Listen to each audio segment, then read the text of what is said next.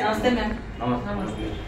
Actually ಈ birthday product use ಮಾಡ್ತಿದ್ದೀರಾ, ಒಳ್ಳೆ ರಿಸಲ್ಟ್ ಬಂದಿದೆ ಅಂತ ಹೇಳಿದ್ರಿ. ಓಕೆನಾ, ನಿಮ್ಮ ಪರಿಚಯ ಮಾಡ್ಕೊಂಡು ಈ ರಿಸಲ್ಟ್ ಏನೇನೋ ರಿಸಲ್ಟ್ ಬಂದಿದೆ ಅಂತ ನಾವು ಶೇರ್ ಮಾಡ್ಕೋಬೋದಾ? ಓಕೆ, ಶೇರ್ ಮಾಡಿ. Okay okay. ಏನಿಲ್ಲ, ನನ್ನ ಹೆಸರು ರಾಜು ಅಂತ ಹೇಳಿ, ನಾವು ಇದೇ ಬೆಂಗಳೂರಾಗ ಇದ್ದೀವಿ. ಇವರು ನಮ್ಮ ಮಿಸಸ್ ಜಾಗಿರ ಕೆಲಸ ಮಾಡ್ತಾರೆ. ಇವನಿಗೆ ಸ್ವಲ್ಪ ಹೆಡ್ಡೇಕ್ ಜಾಸ್ತಿ ಇತ್ತು. ನೀವು ಬಂದು ಒಂದ್ಸಲ ಹೇಳಿದ್ರಿ ಪ್ರಾಡಕ್ಟ್ ಇದೆ ಅಂತ ಎಲ್ಲ ಹೇಳಿದ್ರಿ.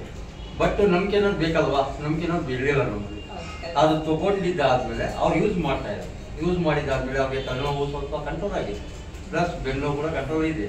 ಅದರಿಂದ ಅವ್ರಿಗೆ ಏನಾಯ್ತು, ಒಂಥರ ಅಡ್ವರ್ಟೈಸ್ಮೆಂಟ್ಗೆ ಒಳ್ಳೆ ಇದು ಹೆಲ್ತ್ ಇದೆ ಅಂತ ಒಂದು ಇದಾಯ್ತು.